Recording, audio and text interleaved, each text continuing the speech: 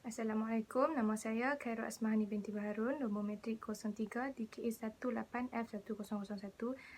Ni saya nak bentangkan pasal case study. Saya sebagai pembentang pertama ingin membentangkan pasal introduction.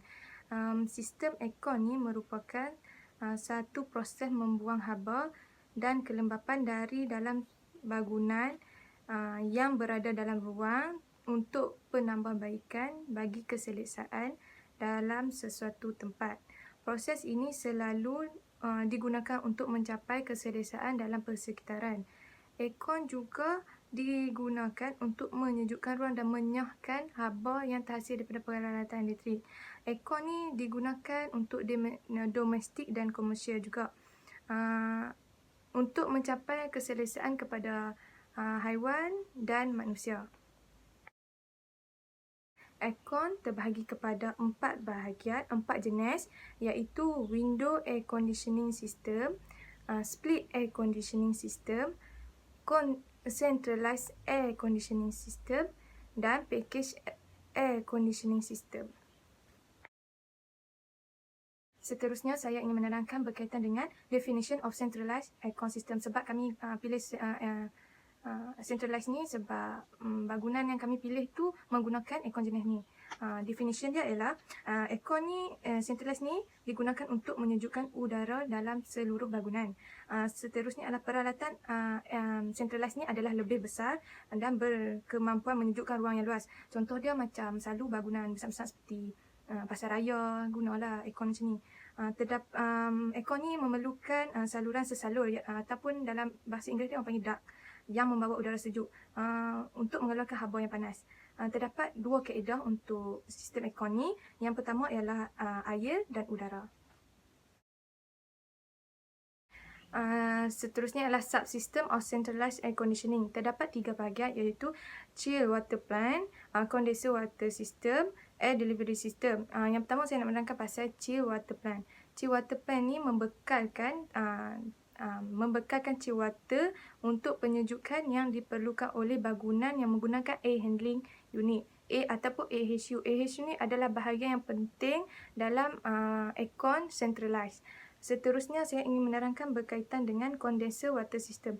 Condenser water system ni merupakan sistem penyejuk yang menolak haba panas untuk dikeluarkan. Terdapat 2 pilihan iaitu udara penyejuk dan air penyejuk. Seterusnya ialah air delivery system. Air delivery system ni merupakan sistem HVAC melalui udara yang diambil oleh AHU. Dia membekalkan penapis untuk membuang habuk ataupun allergens yang terdapat pada aircon tersebut. Haba sejuk akan beredar melalui bangunan.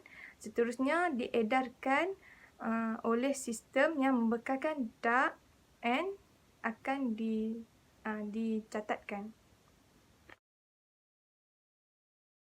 Boleh tengok ke gambar sebelah. Kami memilih Kompleks Kastam Negeri sebagai lokasi case study kami sebab dia menggunakan aircon jenis centralized. Yang pertama tu boleh tengok lokasi dia. Kawasan Kompleks Kastam ni terletak dekat Jalan Pegawai Alor-Setar. Yang seterusnya kami ada tangkap gambar depan bangunan tersebut. Yang seterusnya kami ada tangkap gambar ceiling tower dia, dan dia juga menggunakan AHU iaitu Air Handling Unit AHU. AHU ni sesuai lah untuk bangunan yang besar macam ni sebab dia boleh menampung dan mengedarkan udara sejuk ke seluruh bangunan tersebut. 4 bad effect kalau kita guna sistem air conditioning ni terhadap persekitaran. Yang pertama adalah pelepasan gas CFC ataupun HFC. CFC ni kita tahu klorofluorokarbon yang terdapat dalam semburan aerosol. Macam semburan ubat nyamuk, deodorant, minyak wangi, kita tu dia melepaskan gas klorofluorokarbon. Gas klorofluorokarbon ni dia boleh menipiskan lapisan ozon dan menyebabkan sinaran atau embun mudah terus ke bumi dan menyebabkan efek kepada manusia dan haiwan. Seterusnya adalah energy use. Aircon ni dia menggunakan elektrik. Elektrik ni boleh menyebabkan kesihatan manusia dan global terjejas. Sepertinya kita burning, bakar bahan api yang merupakan salah satu sebab persekitaran kita rosak. Seterusnya adalah unclean duct. Unclean duct ni, aircon ni kita tahu dia mengumpul habuk dan bakteria apabila kita turn on, dan dia akan melepaskan toksik apabila kita turn off ni kepada yang boleh menjejaskan kesihatan manusia, terutamanya kanak-kanak. Seterusnya material use. Kita tahu aircon dulu dia tak sama macam aircon sekarang, sebab aircon sekarang dia menggunakan plastik. Sebabnya dia tak guna besi mahal, lepas tu besi pula berat. Kalau guna plastik ni, itulah dia ada keburukan dia. Seperti plastik ni bila kita bakar dia akan menghasilkan karbon dioksida. Gas karbon dioksida kan akan terlepas ke udara. Udara tu pula akan menyebabkan kerosakan terhadap gas rumah hijau. Nama saya Nurila Najwa binti Abdul Halim. Saya akan membentangkan tentang meaning of global warming. Fenomena kenaikan suhu udara rata-ratanya berhampiran dengan permukaan bumi sejak 1 hingga 2 abad yang lalu. Peningkatan suhu atmosfera bumi secara amnya disebabkan oleh kesan rumah hijau yang disebabkan oleh peningkatan kadar karbon dioksida, CFC dan bahan pencemar yang lain. Seterusnya, pemanasan global berlaku apabila karbon dioksida dan bahan pencemar udara dan gas rumah kaca berkumpul di atmosfera dan menyerap cahaya matahari dan sinaran matahari yang telah memantul dari permukaan bumi. Seterusnya, saya akan membentangkan tentang what is air conditioning cooling gas.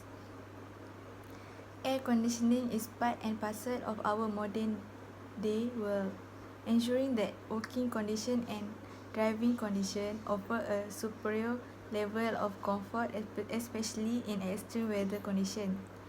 Sebenarnya, untuk mengurangkan beban di dunia di sekitar kita, jelas bahawa industri penyaman udara dan gas yang digunakan dalam pengangkut udara perlu selamat dan mesra alam. Unit penyaman udara dilengkapi dengan alat penjimatan tenaga dan juga gas mesra alam yang kini memasuki industri secara langsung. Hai, Assalamualaikum. Nama saya Hanisa binti Hassan. Saya akan meneruskan slide seterusnya. What is global warming gas? Gas rumah hijau adalah gas atmosfera yang menyerap dan memancarkan radiasi dalam lingkungan haba inframerah. Proses ini adalah penyebab utama kesan rumah hijau. Antara gas rumah hijau utama yang terdapat dalam atmosfera bumi ialah yang pertama wap air, yang kedua karbon dioksida, yang ketiga metana, keempat nitrodioksida dan yang terakhir ialah ozon. Seterusnya, the effect of air conditioning cooling gas on global warming. Yang pertama, syarat yang melampau bermula dari banjir besar dan suhu bumi menjadi lebih panas. Kedua, kemarau. Tanah secara automatik tidak lagi produktif atau subur untuk pertanian dan pengairan menjadi lebih terbatas. Ketiga, penyiaran virus penyakit.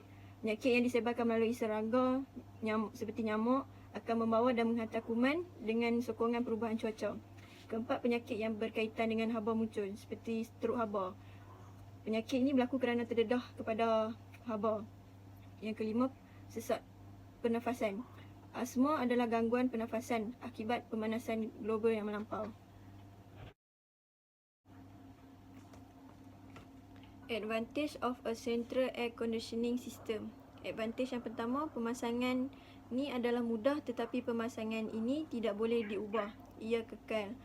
Yang kedua, sebuah bilik menggunakan sebuah unit penyamanan udara yang mengawalnya. Ketiga, kerja-kerja perpaipan air tidak diperlukan.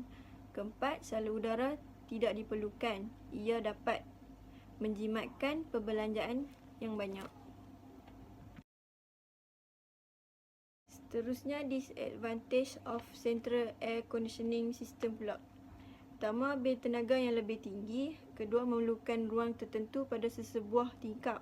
Ketiga, kuantiti udara biasanya ditetapkan oleh pengeluar. Keempat, sekiranya berlaku kerosakan, ia sukar untuk menurunkan unit tersebut secara individu. Sekian, terima kasih.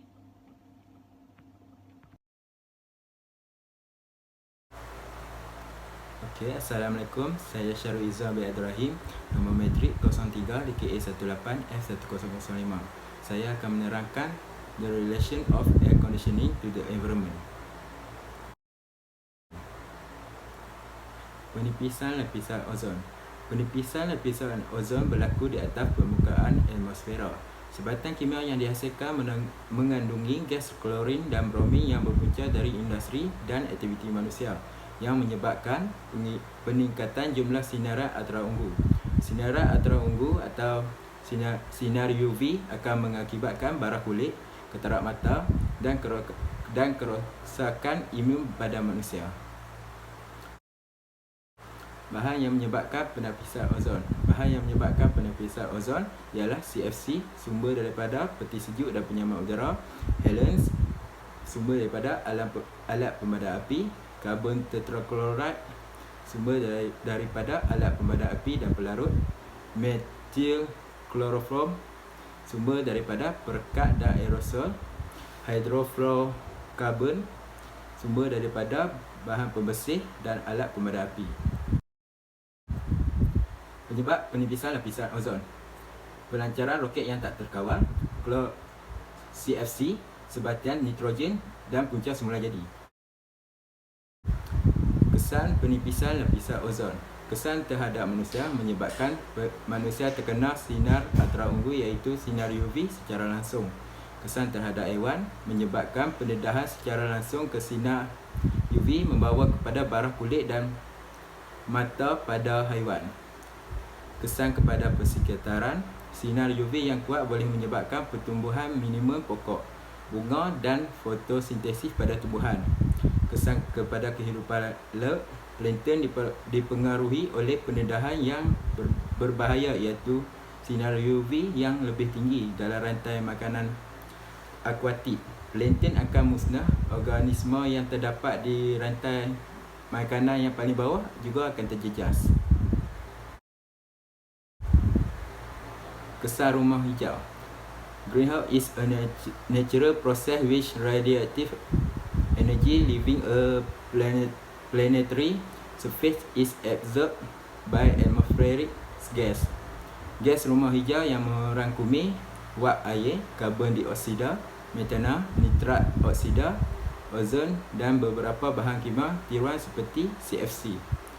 Proses ini mengekalkan suhu bumi sekitar 33 darjah Celsius lebih panas. This transfer energy to the surface and lower atmosphere, so the temperature there is higher than it would be if direct heating by solar radiation were the only warming mechanism. Okey, itu saja daripada saya. Sekian, terima kasih.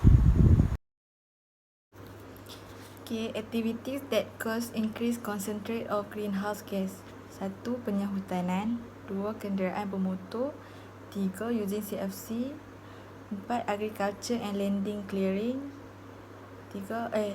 Particularly burning fossil fuel. Contoh, coal, oil and natural gas. Monthly service maintenance. Yang pertama, lakukan diagnostis pada sistem, mengambil bacaan arus elektrik dan tekanan gas, bersihkan paip saliran air, bersihkan